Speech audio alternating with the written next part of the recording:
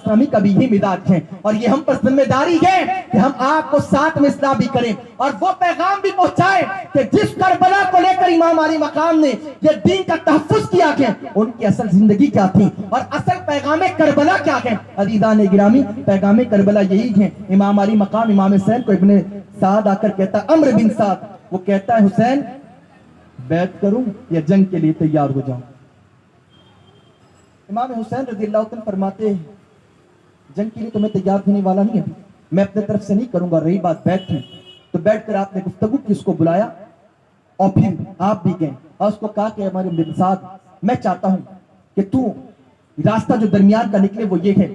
اس نے کہا عمر بن سعد نے، اے حسین کیا کرنا چاہتے ہیں آپ نے کہا کہ میں مدینے سے آتا تو مجھے واپس جانے دیا جائے، یا میں کسی اور سرحدی علاقے پر اپنے قبیلے والوں کو اپنے گھر والوں کو لے کر چل جاؤں، اپنے بیت مجھے راستہ دے دیا جائے، یا تیسری بات یہ ہے کہ مجھے دمشق جانے دیا جائے تاکہ میں یزید ولی سے بیٹھ کر معاملے کو طے کر لوں جو مجھے طے کرنا ہے، جیسا کہ امام حسن نے حضرت امیر معاویہ کے ساتھ طے کر لیا تھا۔ عمرو بن سعد کو خوش ہو گیا، وہ خوش ہو گیا کہ بہت اچھی بات ہے، خون خرابہ بھی نہیں ہوگا، رے کی حکومت بھی مجھے مل جائے گی، اور حسین اگر جانا چاہتے واپس چلے جائیں، یا اگر وہ یزید کے ساتھ معاملات کو ان کے طور پر وہ کیا طے کرنا چاہتے وہ طے کر لیں۔ یاد رکھیں امام علی مقام امام حسین نے کہ جس وقت بھی جتنی حجتیں پیش کی گئے اور اپنے تعلق سے جو امام علی مقام نے بیان فرمایا گیا تو اس کا مقصد یہ تھا کہ امام حسین دنیا والوں کو بتانا چاہتے تھے ہم جنگ کرنے نہیں آئے تھے، ہم نے جنگ کی ابتدا نہیں کی، ہم نے تو جنگ کو ٹالنا چاہا، ہم نے تو خونریزیوں کو ختم کرنا چاہا، کیونکہ دیکھیں آپ ایک طرف اہل بیت کے گھرانے والے گئے، وہاں بھی اذانیں ہو رہی ہے خیمے میں، اور ایک طرف کوفہ والے گئے، یزیدی لشکر گئے، وہاں بھی اذانیں ہو رہی ہیں، نماز یہاں بھی ہے، نماز یہاں بھی ہے،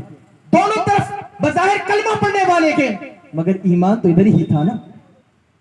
اور اہل بیت کے گھرانے والے ادھر تھے اور حق ادھر تھا، مگر دنیا والوں کے لیے پیغام دینا چاہتے تھے امام حسین کہ میں نہیں چاہتا کہ کلمہ گو کے درمیان تلواریں نکلیں اور خون ریزیاں ہو جائیں، کوئی ایسا راستہ نکل جائے کہ جس کی بنیاد کے اوپر یہ معاملہ طے ہو جائے۔ اس اعتبار سے دنیا والوں کو یہ بتانا چاہتے تھے امام علی مقام، تو امام حسین نے کہا کہ مجھے جانا دی جائے۔ عمرو بن سعد نے ابن زیاد کو خط لکھ دیا اور کہا ابن زیاد خوشخبری کی بات ہے کہ امام حسین چاہتے یا تو مدینہ روانہ کر دیا جائے یا پھر یزید سے اس کا معاملہ ان کا طے کرنے دیا جائے، بہت اچھی بات ہے کہ ہم بھی اس معاملے میں بچ جائیں گے اور ہمارے سے بھی ہم کو جنگ کی یہ نوبت نہیں آئے گی۔ عمرو بن سعد کا یہ خط جب ابن زیاد کے دربار میں پہنچا،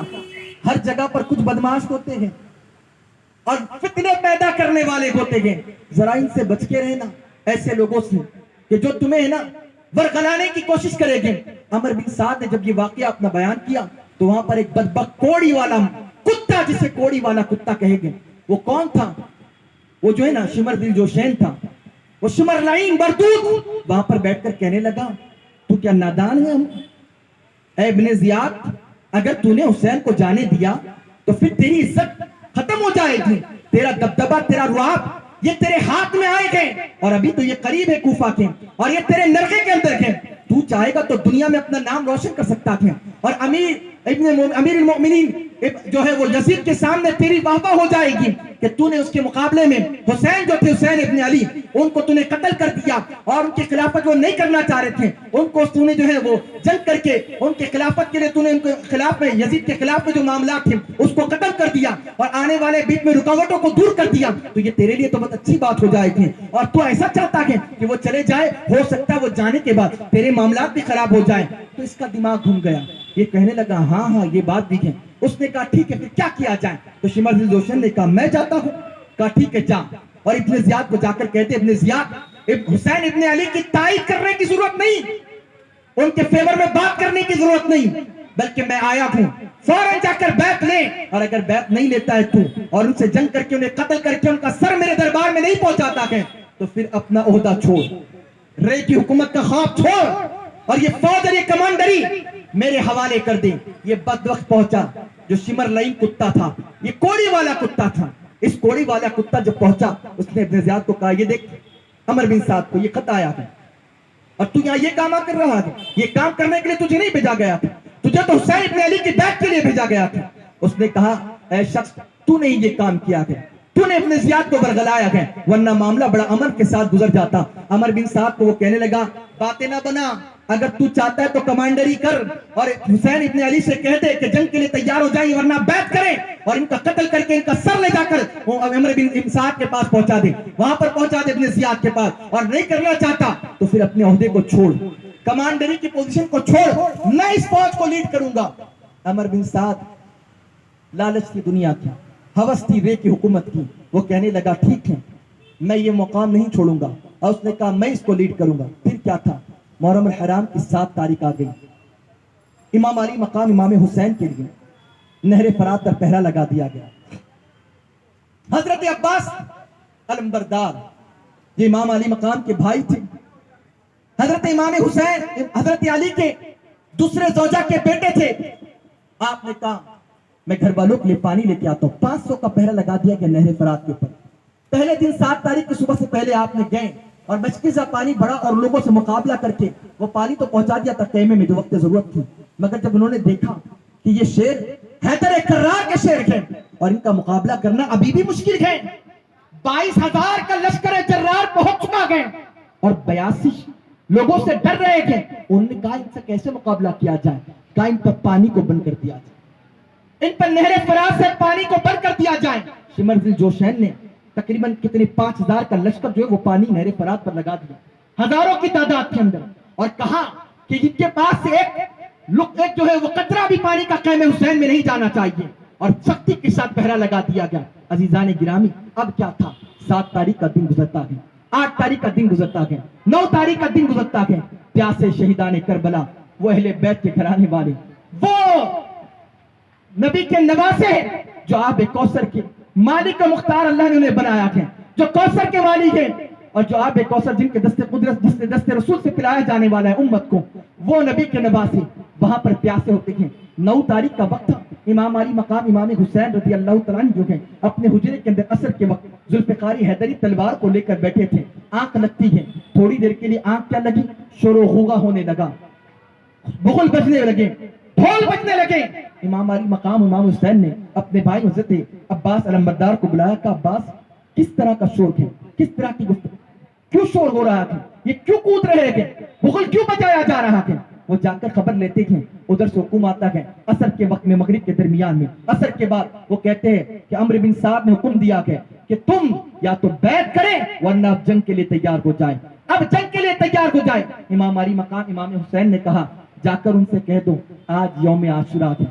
آج 10 محرم الحرام کی شب ہے، آپ جانتے یوم عاشوراء،